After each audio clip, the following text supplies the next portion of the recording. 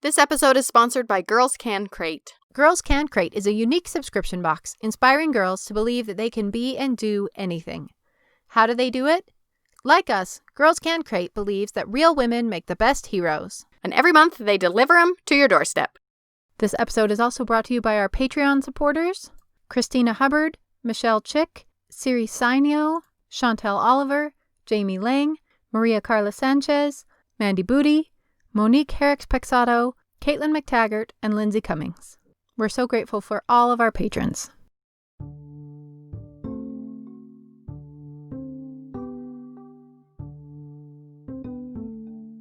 Hi, Katie. Hi, Olivia. In May 1953, a woman left her home in Illinois and never came back. Ooh. Her home sat abandoned for 56 years. Whoa. And we'll talk about why this happened in a bit. But what I want to ask you to think about is this. If you walked away from your house right now, this moment, and never came back, and somebody came back in 50 years and looked through your house, what would they find? What is left of you? 50 years in the future? Not 50 thousands. years, yeah. Okay. Katie loves books. She appears to be a musician. She's probably short. Because her bedroom is up in the attic loft with low ceilings. Had a lot of houseplants. Ooh, and she had a dog. All right, that's a pretty good portrait of you. In the case of this particular abandoned house, what was left was piles and piles and piles of sheet music. Oh. All handwritten. Oh. Scattered around randomly all over the only room that remained intact in this house. Wow. The rest of the house is completely falling apart, holes in the roof, water everywhere. But this one room in the center has remained intact, and in this room are books and sheet music. Ooh.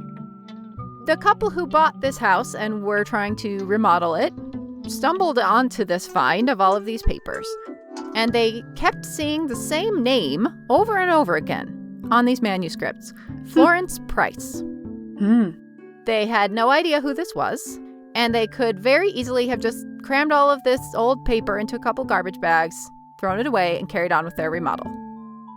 Thank heavens they Googled her, and we are all incredibly grateful that they did this, because this find would turn out to be one of the most important discoveries in American music history. What? Wow. I'm Olivia Mickle. And I'm Katie Nelson. And this is What's Her Name? Fascinating women you've never heard of.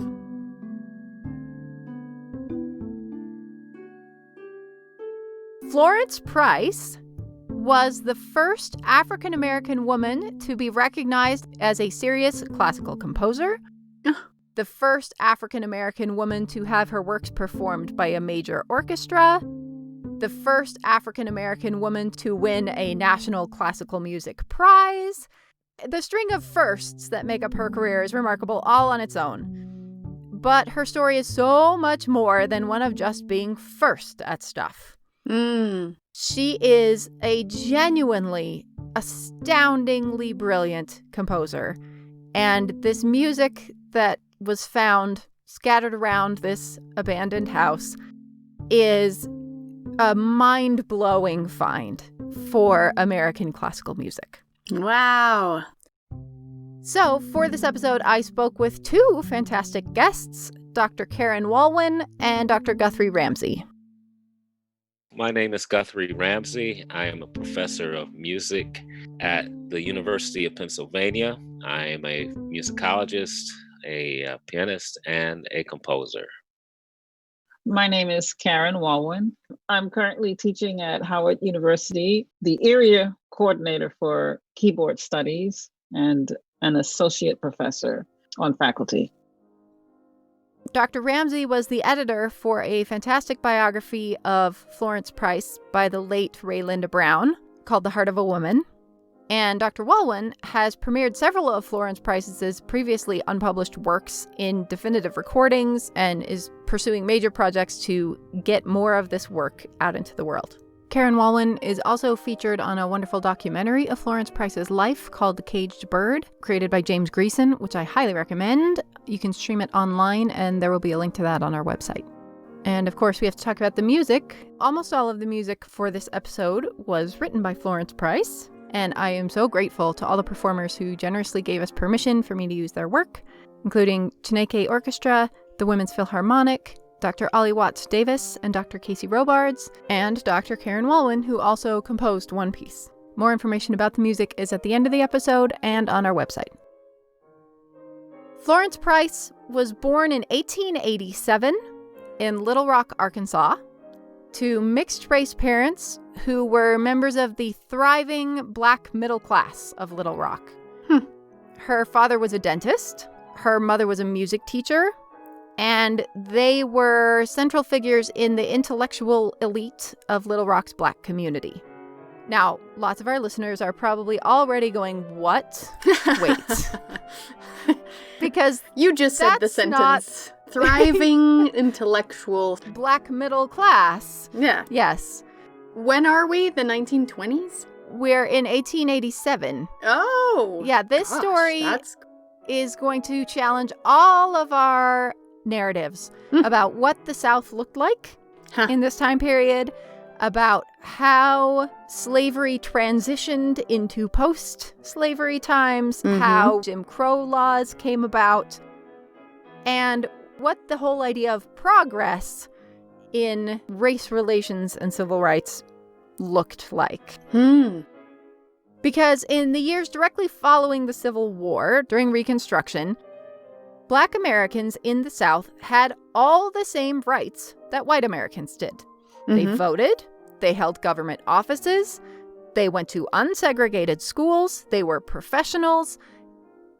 In everything that I learned as a kid in school and all the way up well into my college years, the story of civil rights has been a slow but steady progression from slavery to it's better now. Yeah. And that's just not how it went. And it's instead a story of fits and starts and wild progress and huge setbacks. Yeah. And a very uneven march toward equality. Yeah, and you definitely can't generalize about the whole of the American South either, because not just every state, but every region and city and was approaching things differently. Yeah. There is this sort of brief 10-year window when the federal government is still very heavily involved in most major U.S. cities in the South, at least, making sure that these things are done, that we had a little tiny window into what equality could look like. For example, even just in Little Rock, over 30 Black men were serving in the state legislature when Florence was born. That wouldn't happen again for 100 years. Her father was a dentist. Yeah. And he was a dentist to Black and white families, including the governor of Arkansas. The remarkable thing about that stop-and-go progress, you can really get a handle on it through the life story of a figure like this, right? So you could trace that family history and you get to see it's not theoretical or abstract. You can see how different sets of social customs and laws and codes directly affected real people. She came from a background of educated Blacks at a time when that was unusual. The book that Raylinda has written, The Heart of a Woman, The Life and Music of Florence Price, actually details the history of Florence Price's family from the slave era through Reconstruction and into the early 20th century. And what we find in that story is a background of mixed race people some whom were literate. And when it got down to her father's generation, her father was an educated man, a dentist, and her mother was educated. And she was fair-skinned enough to pass for white. So interwoven into Florence Price's story is this very American skin color caste system that allowed some people to become literate and some people to have it against the law for them to be literate. So Florence Price lived a solidly middle-class life. Her father started schools, so education was central to their family culture.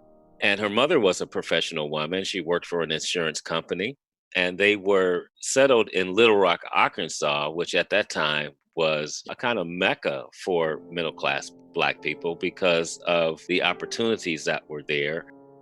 But at the same time, you had the resonances of slavery, where you had an entirely illiterate class of people who needed to be educated. And her family were kind of educational activists in that regard. And then Reconstruction ends. The pushback against this idea of equality starts really in earnest in Arkansas, and things start to slide backwards very, very quickly. Segregation is thoroughly entrenched. Jim Crow laws are firmly established. And the Little Rock that Florence was born in is not the one that she will live in for very long. But Florence is a superstar. She is incredibly bright, passionate about learning. Her mother is her first piano teacher, and it becomes quickly apparent that Florence is wildly talented. She graduates high school at 14 years old as valedictorian of her class. She was so strongly prepared that when she entered into the New England Conservatory, moving from Little Rock, Arkansas to Boston, she was just 16 years old.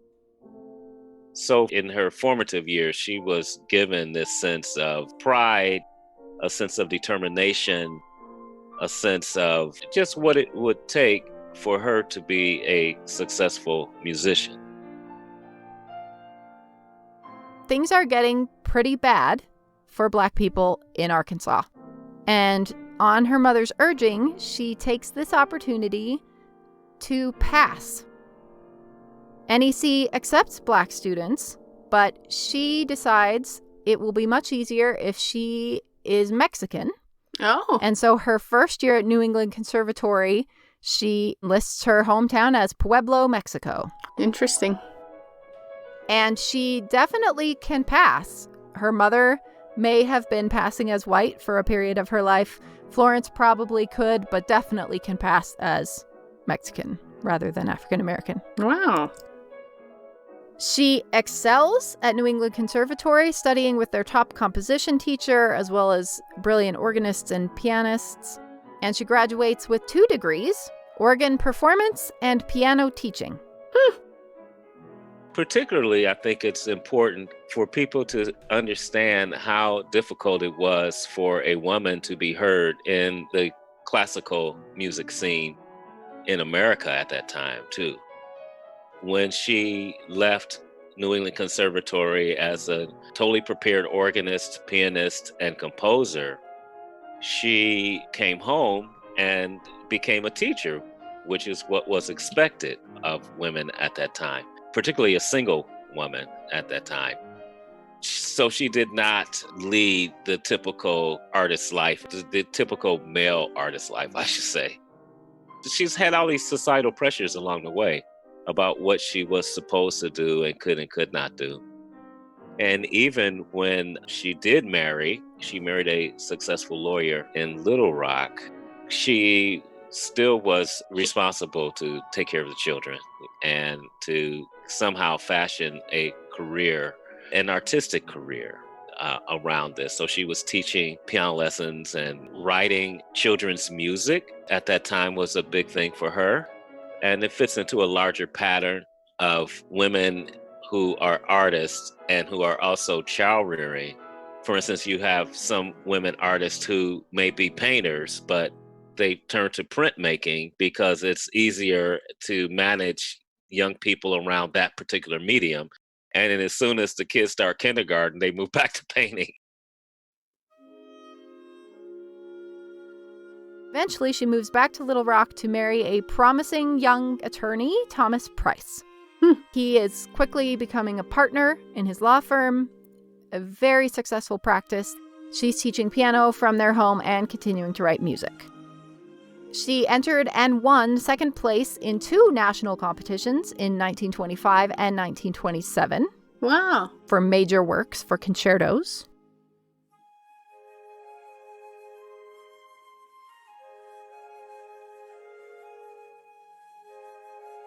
Karen Walwyn made a kind of a pilgrimage to Little Rock several years ago to see Florence Price's home, sort of see through her eyes, and she had a pretty remarkable experience. I have come to know a side of Florence Price that is just stunningly precious. I actually drove to Harrison, Arkansas first. It was a 3-day drive. And the reason that I did that was because Harrison is one of the key areas in the state of Arkansas that has a strong support for the KKK. It was important for me to get the feel of that environment, because that's the environment that would allow for me to understand the feeling that would drive Florence Price and a lot of African Americans out of Little Rock. I did see a lot of flags that let me know I'm gonna have to tread lightly and be very careful. In fact, I went into Staples in Harrison to make some flyers for my official visits. The guy in Harrison who was helping me, when I told him what I was doing here in Harrison, he looked at me with fright in his eyes. He said, "You understand where you are?" And so he let me know probably shouldn't be out on the street after 8 p.m.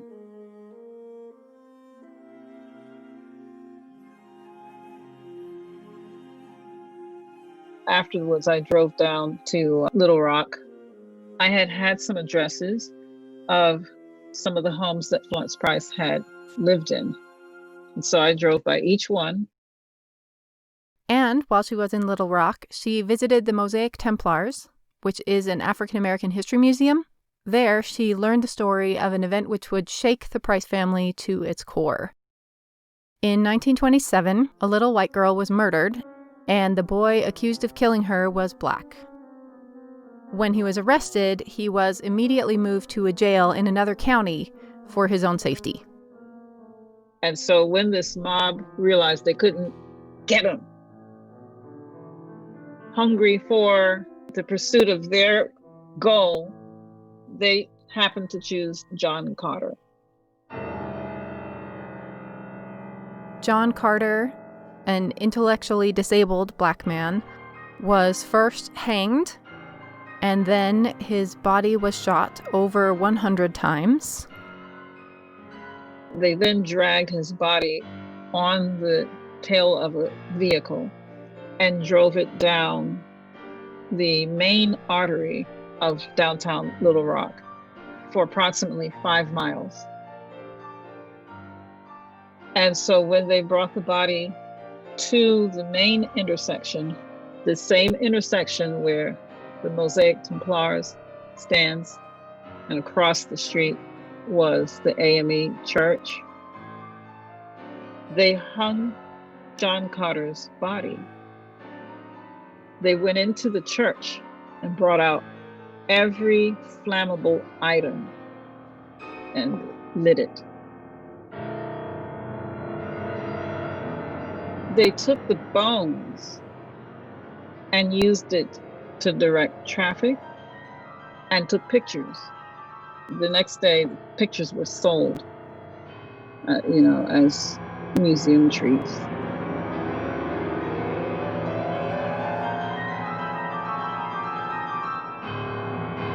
This is happening directly outside Thomas Price's office. Ugh. Literally in the street outside his office. Florence Price's home was about a half a mile down that very block.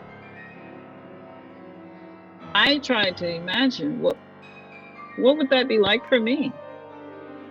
A husband that right next door was working? It very easily could have been him that this mob decided to grab instead.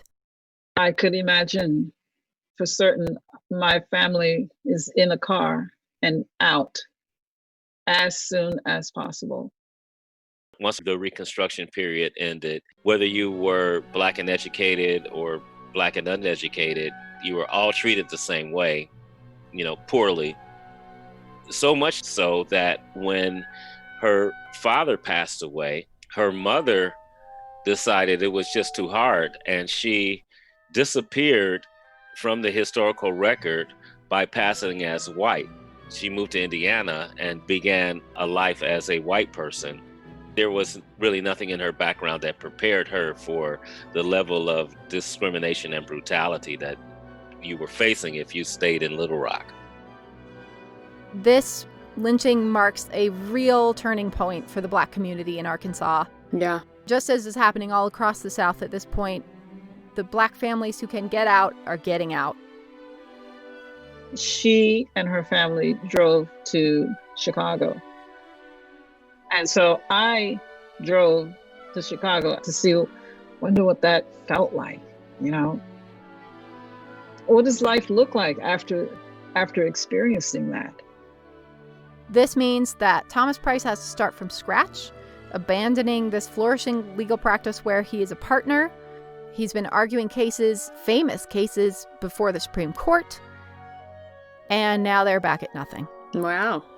She has to start her studio over. She's lost all of her students. The amount of stress that this must have caused is just unimaginable on top of everything else going on. At this point, the Prices have 2 children, and Florence Price starts publishing music for children. Beginner music for beginner piano students. As a former piano teacher, I appreciate that hugely because there are no songs that are thrilling to the average 7-year-old. You need somebody who knows how to make something exciting and simple at the same time. As the mother of 3 piano students, I heartily agree. I want to listen to good music, even when it's very poorly played. Let's pause for just a second to thank our sponsor, Girls Can Crate.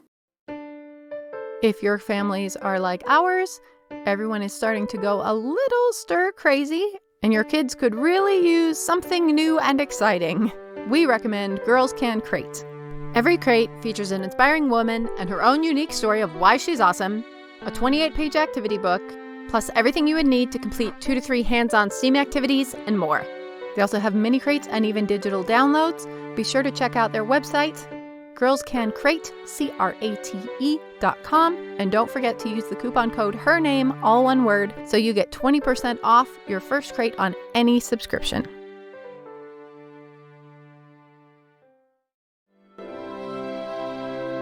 She is also writing commercials, musical commercials for radio. But she's continuing to compose her own work sort of in the edges. And it is the story of many women composers and women musicians, how tenacious she had to be in order to pursue her dreams. Like, the path isn't always as easy or predetermined or based sheerly on your talent and ability. You have to have some other things happen to make it all pull together. She was a single mother. She was a Black woman trying to work in a field where that was not the usual demographic. So she had so many things working against her, yet she manage to make this art? I think many of us have had that experience of trying to cram our stuff into the margins of everyone else's demands. Yeah. But in 1931, she is working on a symphony and she gets a lucky break. Literally. And there's this one little passage in the book that I love to read. In January 1931, the very month in which her bitter divorce was final, Price began work on her first symphony, her most important and largest work to date.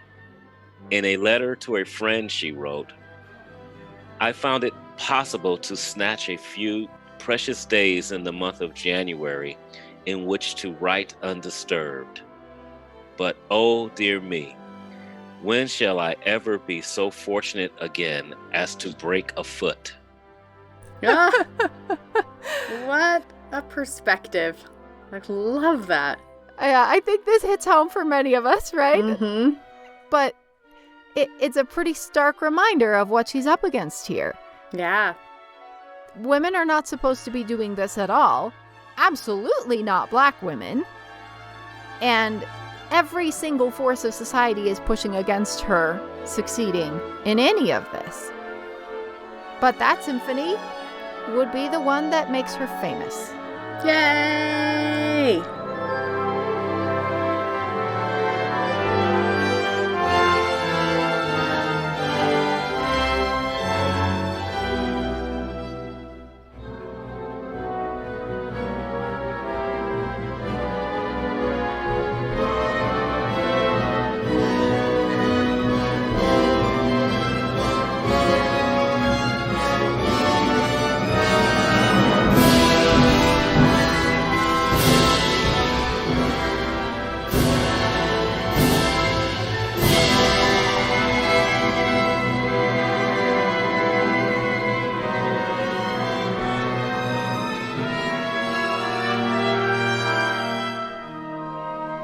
Of course, the symphony would go on to be a very prestigious work, and it got her lots of press.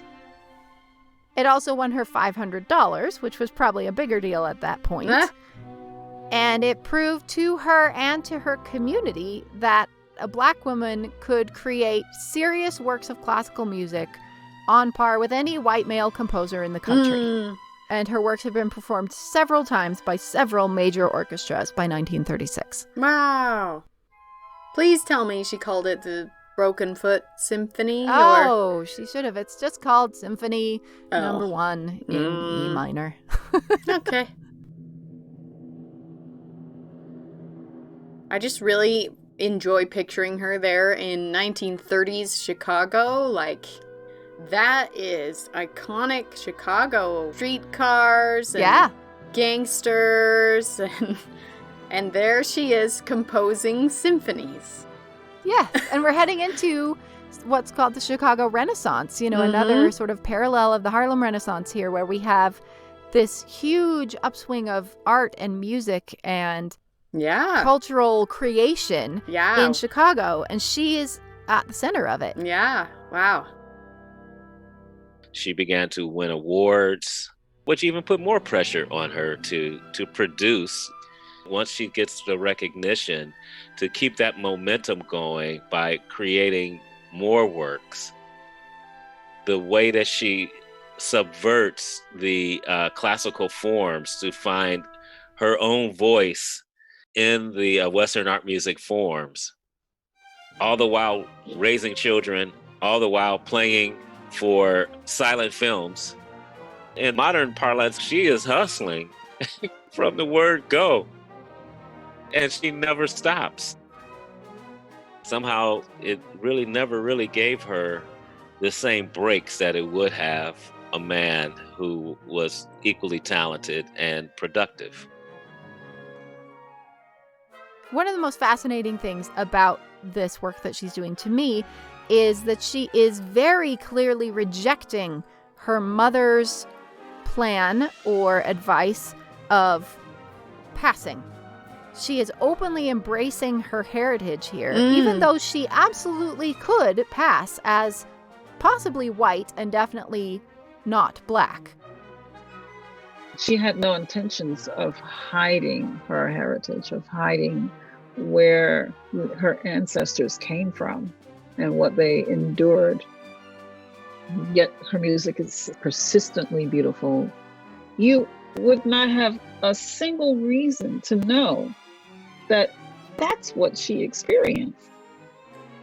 Her music is melodically beautiful and lyrical like Schumann, like Schubert. Her harmonies are rich like Brahms, incredibly poetic. I don't understand how that was possible, but I don't have what Florence Price had. Her music is extremely important in our world because it allows us to learn about a subject in this time, as well as inside of the past 160 some years, that can be uncomfortable. And it's still uncomfortable in certain circles. But without addressing it, you can't mend, you can't move forward. I think her music is a gateway to that journey. Because each time that I speak about her music, I can play and see the smiles on the audience's faces and see the appreciation. Audience members will come up and share their heartfelt compliments on her portraits of life. She has works called In the Land of Cotton, or she is composing works to the words of Langston Hughes, the famous African-American poet. At the feet of Jesus, at the feet of Jesus, at the feet of Jesus, sorrow like a seed, Lord, in it your mercy come drifting down on me, drifting down on me, drifting down on me. Lord, in your mercy come drifting down, come drifting down on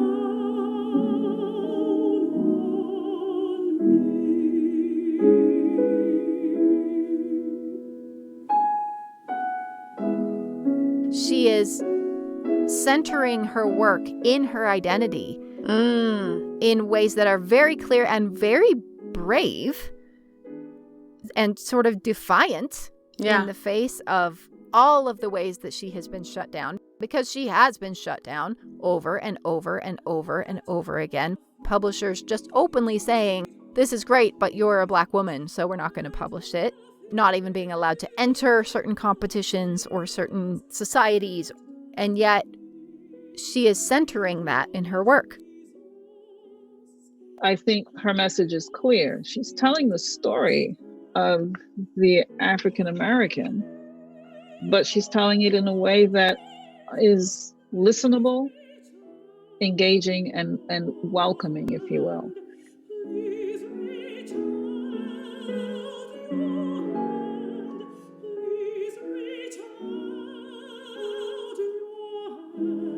Some of the works which I find especially delightful are the smaller works for piano. Each one has a very interesting title.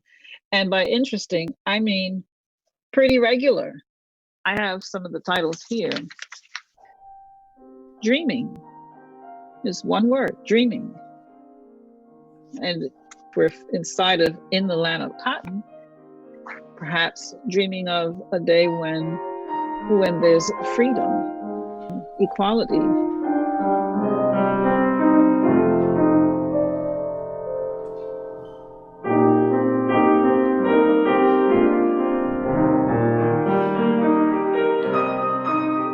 Rocking chair, child asleep, down a southern lane, the Arkansas jitter, my neighbor's radio. Karen Wallen has even given a few concerts where she will give the audience the list of works that will be performed and then have them guess. She plays a piece and asks them to guess what that was. And they guessed all of them correctly. Because these pieces are so evocative, you can tell what it is. Popcorn, Rocking Chair, you know what those songs are because of how she has written them. Wow. Our father and our brother are composers. Yeah. It is occasionally fashionable to sneer at composers who write pretty melodies. Yeah. You know, Tchaikovsky or Saint-Saëns, they write a pretty melody. Yeah. As if that's all they can do. Yeah. First of all, Florence Price does way, way more than that, as do both of those other composers. But she writes a magnificently pretty melody. And as our father says, the people who sneer at those who write pretty melodies usually do that because they can't. Amen.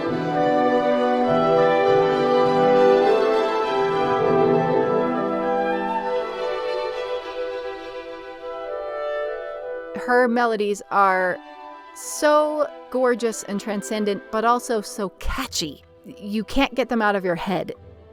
Many, many times I'll hear people whistling the last theme or moving their bodies to the rhythm that they just heard.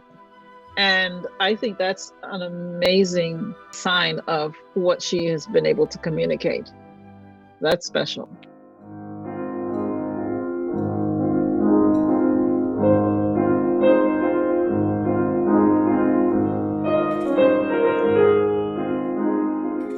Teaching piano doesn't pay very well then or now, as you know.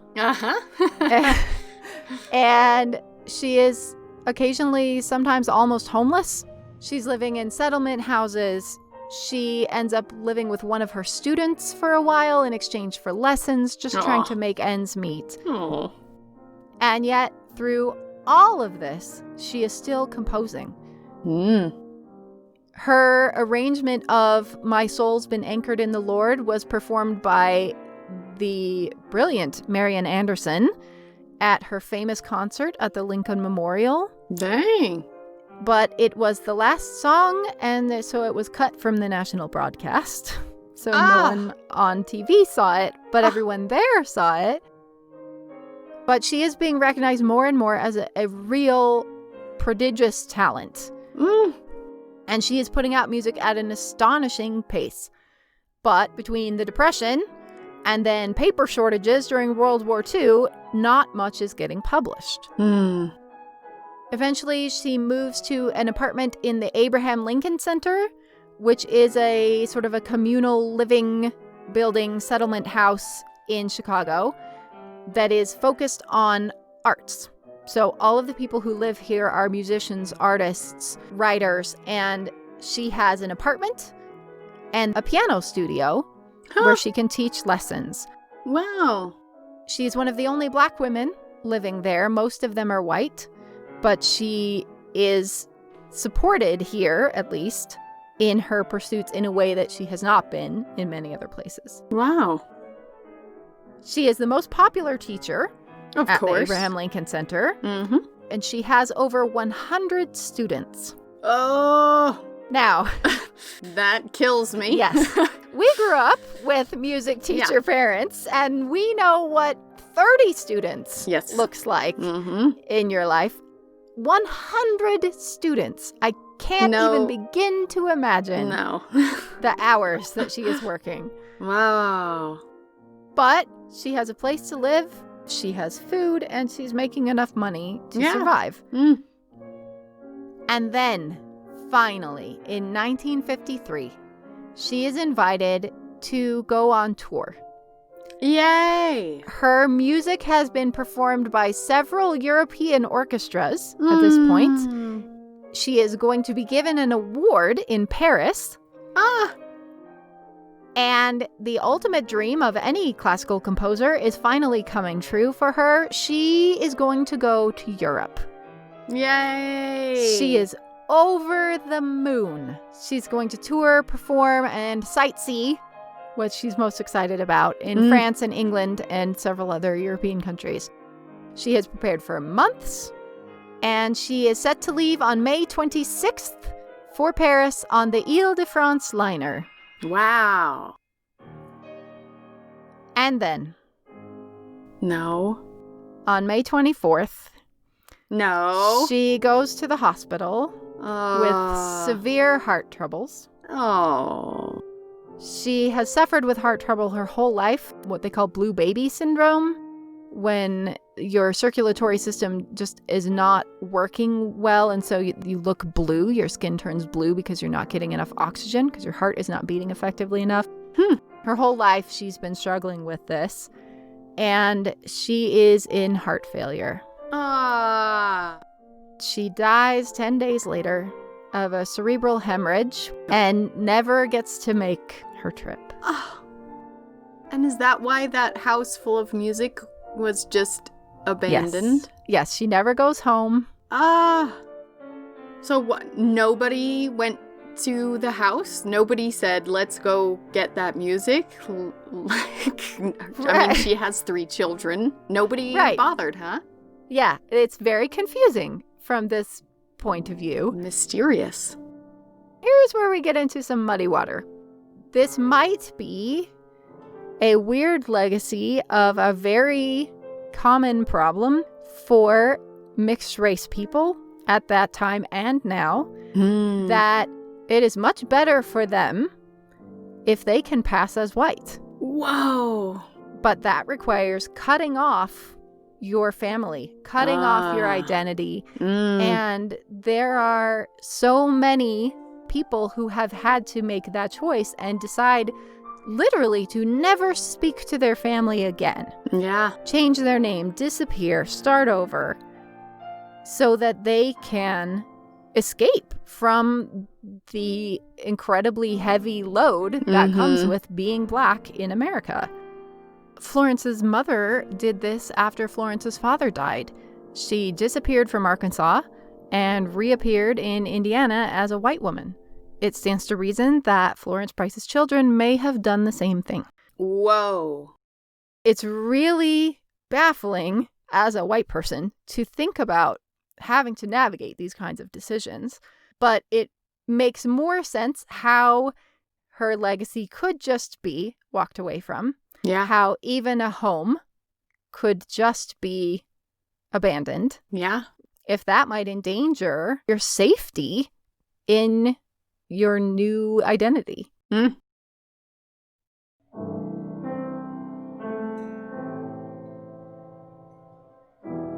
So when that house where Florence Price lived and where she never returned after her sudden death was finally sold in 2009 and the discovery of her music was made, huge amounts of her music are suddenly available.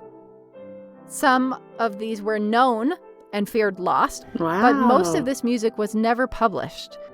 There are art songs that no one knew she wrote, concertos. Wow. Huge amounts of solo vocal pieces, of symphonies that have never seen the light of day, and here they all are.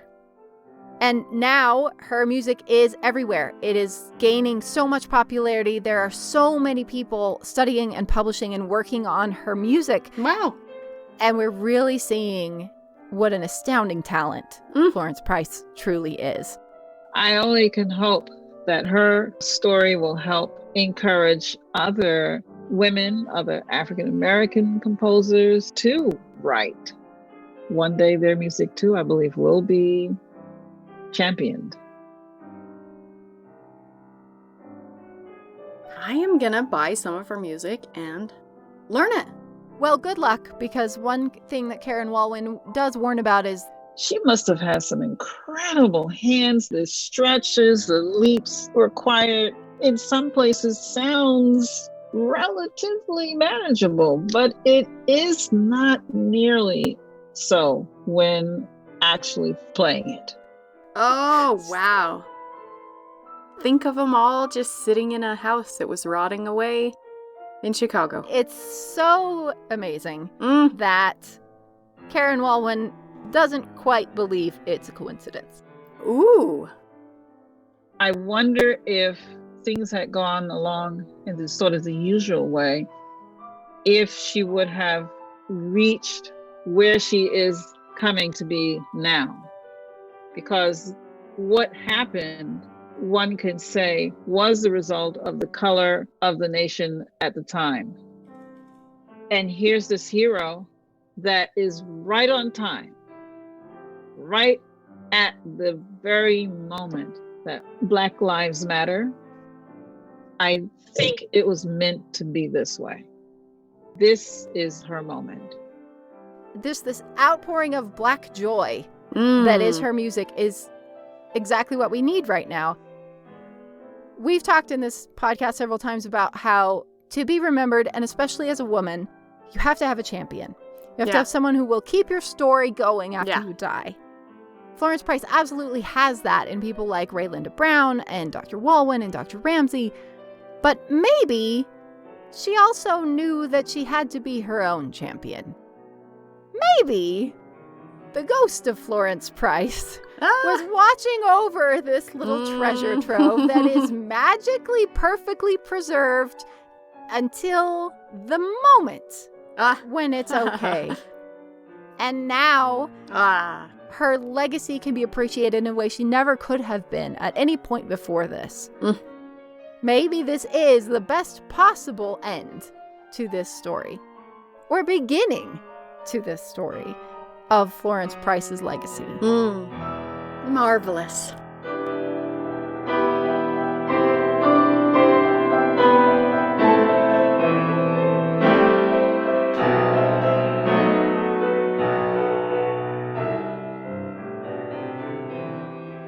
Huge thanks to Karen Walwyn and Guthrie Ramsey. If you'd like to learn more, you'll find links, music, resources, books, and more at our website at What'sHerNamePodcast.com. The music in this episode included a live performance of Symphony No. 1 in E minor by the Chineke Orchestra, recorded in London in October 2020. At the Feet of Jesus, performed by Ollie Watts-Davis and Casey Robards. Symphony No. 3 in E minor, performed by the Women's Philharmonic. And several of Price's smaller piano works performed by Dr. Karen Walwyn, who also composed one piece. There was so much more to this story, including really fascinating stuff about how Raylinda Brown's wonderful biography came to be with the help of Dr. Guthrie Ramsey, Karen Walwyn's first introduction to Florence Price's work, including a story that will strike terror into the heart of any performer. All of this great stuff was so painful for me to cut for time that we have added a special bonus episode, deleted scenes, on our website at What'sHerNamePodcast.com. So make sure to check that out because there is so much more to this story. You can also follow us on Instagram, Twitter, and Facebook, where we post lots of photos each week. If you've enjoyed this episode, we'd be so grateful if you'd leave us a review on Apple Podcasts or wherever you listen. It makes a huge difference in helping new listeners find us. And if you're interested in traveling with What's Her Name, check out our website for the first ever What's Her Name tour. We'll be heading to England this fall, hopefully, on our very first Women's History Tour, and we'd love to take you with us. Find all the details at our website. Click on the Tours button. Our theme song was composed and performed by Daniel Foster Smith. What's Her Name is produced by Olivia Mickle and Katie Nelson, and this episode was edited by Olivia Mickle.